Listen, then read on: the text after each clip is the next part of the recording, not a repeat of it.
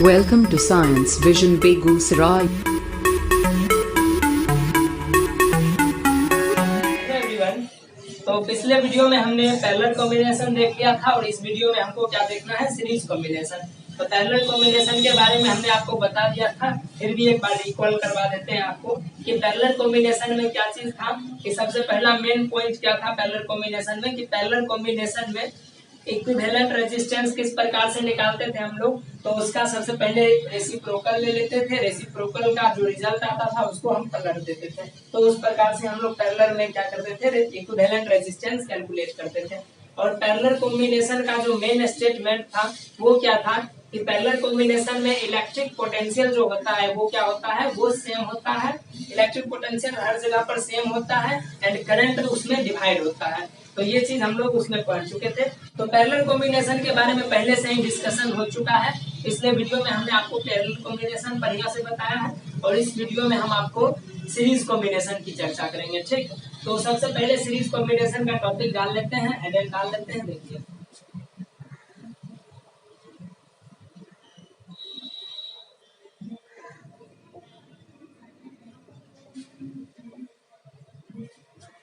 Series combination, तो ये हमारा है सीरीज कॉम्बिनेशन। तो सीरीज कॉम्बिनेशन में जैसे पैरेलल कॉम्बिनेशन में हमने कंसीडर किया था कि 3 रेसिस्टर्स था R1 R2 R3 और उसमें पोटेंशियल डिफरेंस भी ये कंसीडर किया था। तो सेम उसी प्रकार से इसमें भी हमको उसी प्रकार से कंसीडर करना होगा। हम क्या कंसीडर करते हैं, फिर से 3 रेसिस्टर्स ले लेते हैं।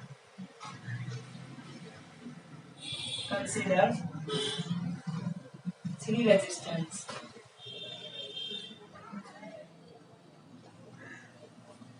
रेजिस्टेंस R1 इसका नाम था, इसका R2 और तीसरा का क्या चीज था, R3 नाम था। R1 R2 R3। ठीक, अब कुछ बच्चे को ये कंफ्यूजन होता था, हो सकता है कि यहाँ पर एक ही रेजिस्टेंस, 3 ही रेजिस्टेंस हर बार लेंगे कि अलग अलग। तो आप कितना भी रेजिस्टेंस ले सकते हैं, कितना भी रेजिस्टर्स को ले सकते हैं, लेकिन वहाँ पर ये चीज होगा कि हर रेजिस्टर के लिए आपको वैल्यू निकालना होगा। हमने 3 आपको समझाने के लिए 3 रेजिस्टर्स ले लिया। ठीक, तो चलिए consider 3 resistors R1 R2 and R3 connected in, तो ये सीरीज में है तो सीरीज में कनेक्ट होगा विथ इलेक्ट्रिक पोटेंशियल या potential difference, with potential difference भी पोटेंशियल डिफरेंस के साथ कनेक्टेड है। तो चलिए इसका सर्किट डायग्राम ड्रॉ कर लेते हैं ताकि हम लोग समझ पाए कि कैसे ये कनेक्टेड है। ठीक, तो पहले हम फोटो डायग्राम पहले हम बनाते हैं, फिर आप लोग भी बनाइएगा। ठीक, डायग्राम बहुत इंपॉर्टेंट होता है फिजिक्स में।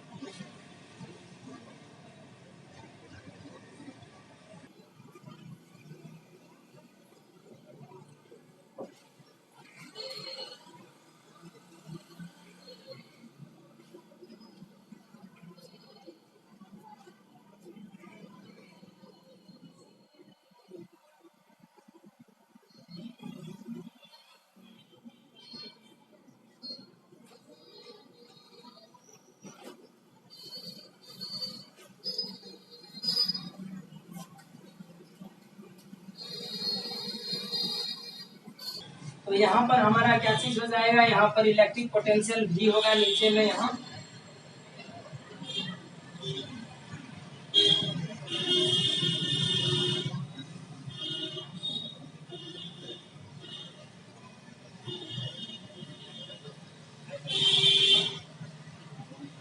तो इलेक्ट्रिक पोटेंशियल हमारा भी हो गया, ये प्लस है ये माइनस है, और यहाँ पर हम लोग स्विच कनेक्ट कर देते हैं, पोटेंशियल भी स्विच, और ये हमारा रेसिस्टर हो गया। तो यहाँ पर रेसिस्टर R1, ये पहला रेसिस्टर, ये दूसरा रेसिस्टर R2 और ये तीसरा रेसिस्टर R3।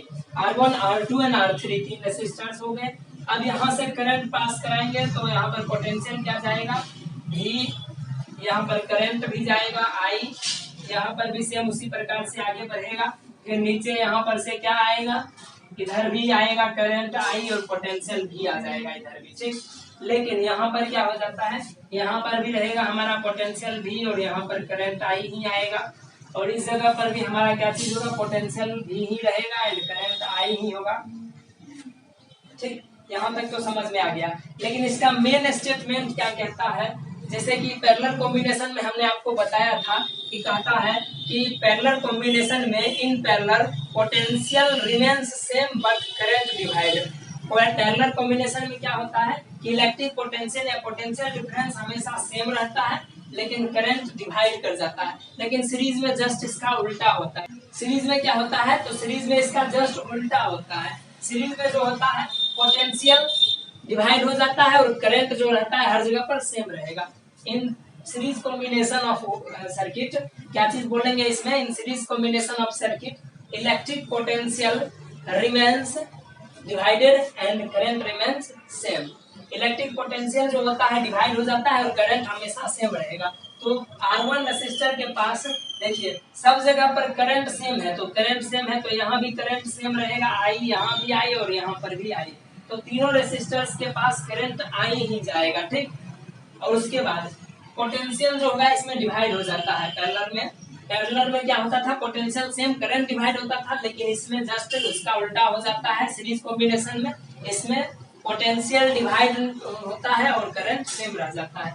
तो इसमें देखिए यहाँ तक तो भी पोटेंशियल आया, यहाँ पर क्या होगा तो पोटेंशियल V1 हो जाएगा, यहाँ पर पोटेंशियल V2 हो जाएगा और तीसरे रेसिस्टर के लिए पोटेंशियल V3 हो गया।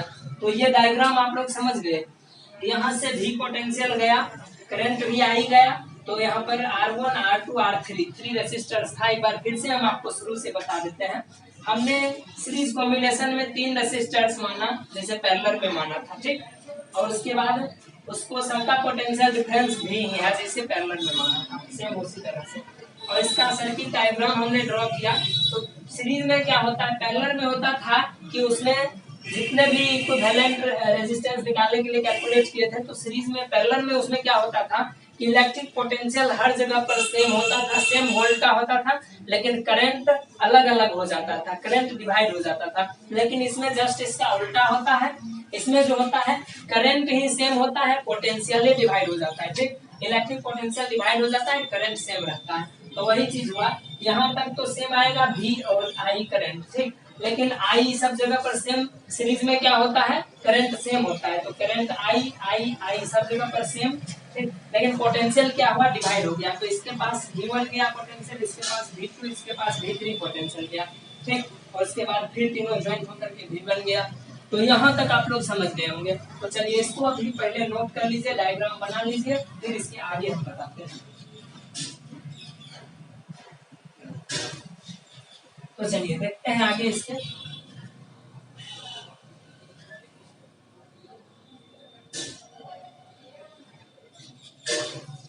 इसके आगे ध्यान से देखिएगा। अब इसमें देखिए पोटेंशियल क्या चीज हुआ, डिवाइड हो गया।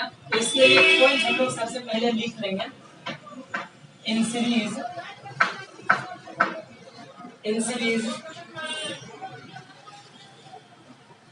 इलेक्ट्रिक पोटेंशियल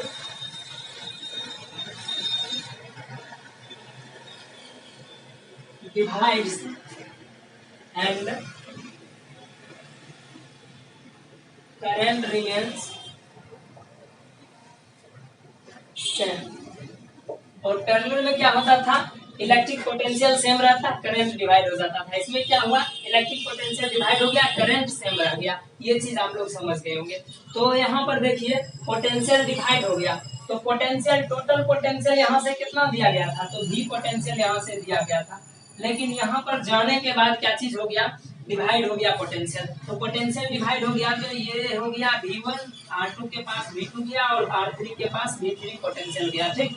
अब आपको इस प्रकार से कंसीडर कीजिए, तीनों को अगर हम जोड़ लेंगे तो ये टोटल पोटेंशियल V हो जाएगा। जैसे कि हमारे पास 10 रुपीज है, हमारे पास 10 रुपया है, किसी को 2 रुपया दे दिए, किसी को 3 रुपया दे दिए और किसी को 5 रुपया दे दिए। तो अब हमको ये चीज बताइए कि ये 2 रुपया 3 रुपया प्लस 5 रुपया तीनों को जोड़ लेंगे तो हमारे पास टोटल रुपया 10 हो जाएगा। 10 रुपया था 10 हो जाएगा।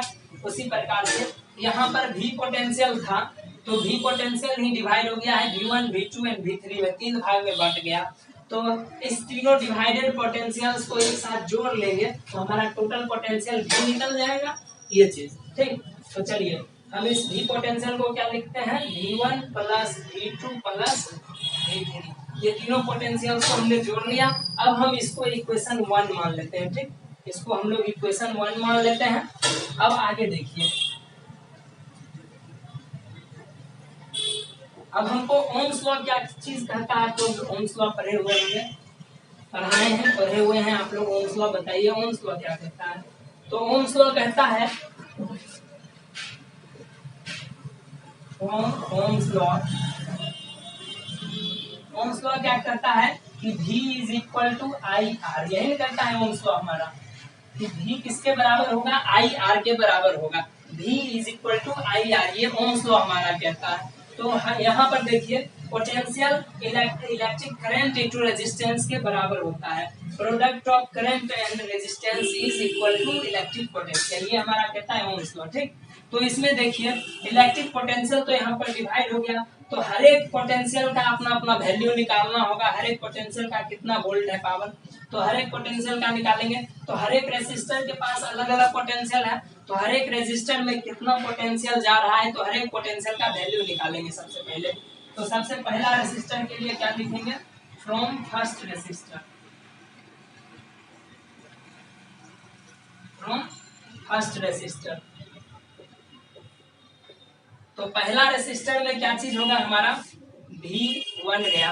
पहला रेसिस्टर में क्या चीज था? फोटो में देखिए, डायग्राम में देखिएगा, यहाँ स्पेस कम था इसलिए डायग्राम हमने मिटा दिया। तो V1 गया, तो V1 में करंट क्या चीज? V1 क्या चीज? V इक्वल्स IR होता है। तो पहला रेसिस्टर के लिए क्या चीज हो जाएगा? Electric potential V1। तो करंट क्या चीज हो जाएगा? करंट तो सीरीज में हर जगह सेम होता है, तो करंट I ही रहेगा। अब देखिए, फर्स्ट रेसिस्टर की बात कर रहे हैं, तो पहला रेसिस्टर के लिए क्या चीज लिखेंगे? R1, ठीक। अब सेकेंड रेसिस्टर,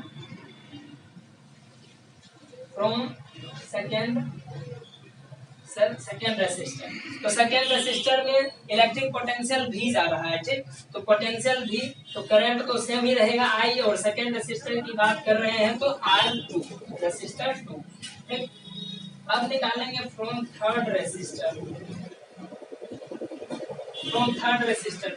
तो तीसरे रेसिस्टर का पोटेंशियल V3, करंट क्या हो जाएगा? I ही रहेगा, और रेसिस्टर कितना हो जाएगा? R3 हो जाएगा, ठीक। तो ये हमने निकाल लिया, first resistor, second resistor and third resistor, तीनों का वैल्यू निकाल लिया हमने। फर्स्ट रेसिस्टर में पोटेंशियल का वैल्यू IR1, सेकेंड रेसिस्टर का पोटेंशियल V2 तो IR2, थर्ड रेसिस्टर का वैल्यू V3, तो उसका थर्ड रेसिस्टर में पोटेंशियल V3 तो उसका वैल्यू IR3। अब आप लोग ध्यान से देखिए, V1, V2, V3 की ये तीन पोटेंशियल्स निकाल लिए, और यही तीनों यहाँ पर भी है ना, V1, V2, V3, ये यहाँ पर भी है। तो हम इस सब का V1 का वैल्यू, V2 का वैल्यू और V3 का वैल्यू इस इक्वेशन 1 में V1, V2 और V3 के प्लेस पर रख सकते हैं। तो वही हम लोग अब करेंगे, ठीक। तो हम लोग क्या करेंगे अब? Put all the values in equation 1, put this value in equation 1। इक्यू हमने लिखा है, EQUATI इक्वेशन होता है, तो इक्वेशन को हमने शॉर्ट में लिख दिया इक्यू टू द पावर n, ठीक। तो put this value in equation 1। तो किसका वैल्यू पुट करेंगे इक्वेशन 1 में? तो V1 के जगह पर V1 का वैल्यू पुट कर देंगे, V2 के जगह पर V2 पोटेंशियल का वैल्यू पुट करेंगे, और V3 के जगह पर V3 का वैल्यू पुट कर देंगे। तो चलिए, तो सबसे पहला इसमें पुट करेंगे, तो V के बदला क्या लिख सकते हैं? तो ओम्स लॉ हमको क्या कहता है? V equal to IR। तो V के बदला हम लोग क्या लिख सकते हैं? IR लिख सकते हैं। देखिए, V के बदला IR लिख दिए, क्योंकि V is equal to IR। अब देखिए V1, तो V1 के बदला हम लोग क्या लिख देंगे? ये चीज लिखेंगे ना, V1 के प्लेस पर इसका वैल्यू रख देंगे IR1, V2 के प्लेस पर किसका? V2 का वैल्यू रखेंगे, तो ये IR2 हो जाएगा, और V3 के प्लेस पर V3 का वैल्यू रखेंगे, तो ये क्या चीज हो जाएगा? IR3 हो जाएगा। अब देखिए, इसमें डिफरेंस क्या है? IR1, R2, R3, ये तीनों रेसिस्टर्स अलग अलग है, लेकिन हर एक के पास क्या कॉमन है? तो करंट सब में सेम है। तो करंट सेम है, तो करंट को कॉमन बाहर निकाल लेंगे। तो IR is equal to I into R1 plus R2 plus R3। ये चीज समझ में आ गया? कॉमन करंट निकाल लिए तो आई R1 के साथ भी मल्टीप्लाई, R2 के साथ भी और R3 के साथ भी मल्टीप्लाई होगा, तो ये अपने बैक फॉर्म में चला जाएगा, पहले वाला फॉर्म में। तो इसमें से हमने कॉमन निकाल लिया आई को, ठीक, और R1 plus R2 plus R3 को ब्रैकेट में लिख दिया। अब देखिए ये आई और ये आई दोनों ये सब डिवाइडेड में है, तो डिवाइड में है तो ये आई और ये आई दोनों कट जाएगा, तो दोनों क्या हो गया, कैंसिल हो गया, ये भी आई कट गया, ये भी आई कट गया, दोनों तरफ का आई कैंसिल हो गया। तो बचा क्या चीज, तो R is equal to R1 plus R2 plus R3, यही बच गया। तो आपको पिछले दिन बताए थे टेलर कॉम्बिनेशन में कि टोटल रेजिस्टेंस का सम जो होता है, sum of total resistance is called equivalent resistance. जितने भी रेजिस्टेंस होंगे सारे रेजिस्टेंस को जोड़ लीजिए, उसको एक इक्विवेलेंट रेजिस्टेंस कहते हैं।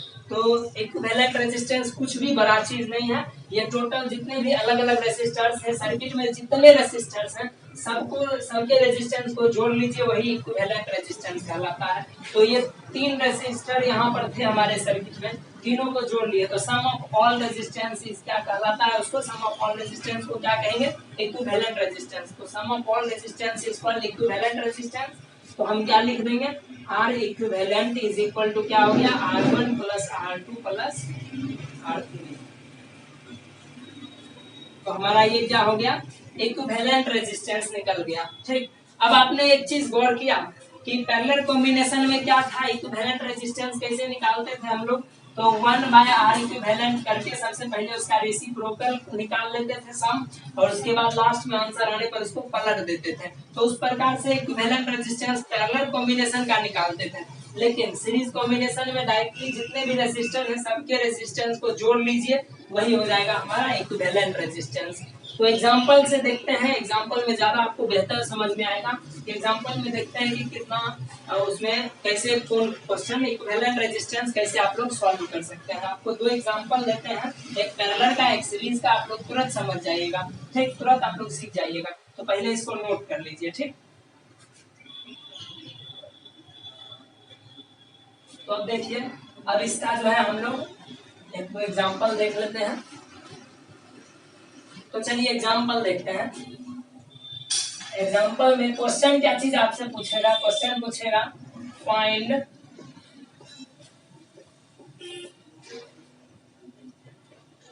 Equivalent resistance.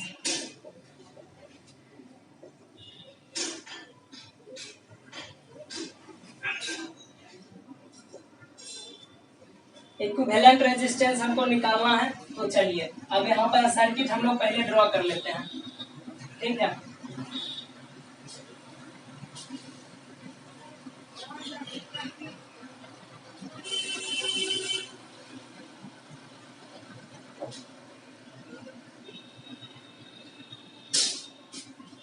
ये है हमारा सर्किट, ठीक।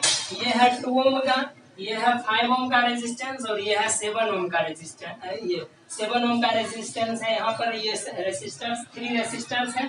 तो पहला रेजिस्टर का रेजिस्टेंस 2 ओम है, दूसरा का 5 ओम और तीसरा का 7 ओम है, ठीक। आपको इसमें कैलकुलेट करना है कि टोटल रेजिस्टेंस कितने हैं, फाइंड टोटल रेजिस्टेंस या फिर find equivalent resistance. Total resistance को ही इक्विवेलेंट रेजिस्टेंस कहा जाता है, या फिर उल्टा कहिए इक्विवेलेंट रेजिस्टेंस को ही टोटल रेजिस्टेंस कहा जाता है।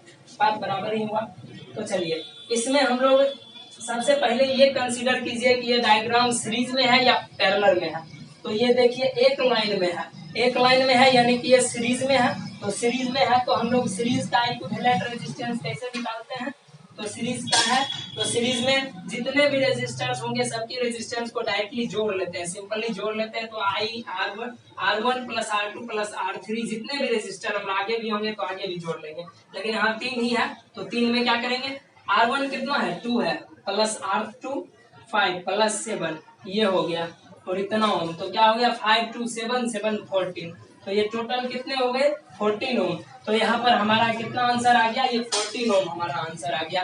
तो हमारा ये आंसर 14 ओम हो गया। तो equivalent resistance simply series combination का था, तो ये सीरीज का था, ठीक। तो ये सीरीज का था, तो इक्विवेलेंट रेजिस्टेंस कैसे सिंपली जोड़ करके डायरेक्टली निकाल लिए, 2 + 5 + 7 कर दिए, 14 ओम निकल गया। तो ये हमारा बहुत इजी था ना, देखें बहुत इजी था ये। अब चलिए अब एक एग्जांपल हम लोग पैरेलल का देख लेते हैं। पैरेलल देख लेंगे तब आप लोग समझ जाइएगा। आप लोग आराम से तब कोई भी रेजिस्टेंस का इक्विवेलेंट रेजिस्टेंस कोई भी रेजिस्टर का निकाल सकते हैं, कोई भी सर्किट हो। तो चलिए यहाँ पर हम लोग देखते हैं पैरेलल का।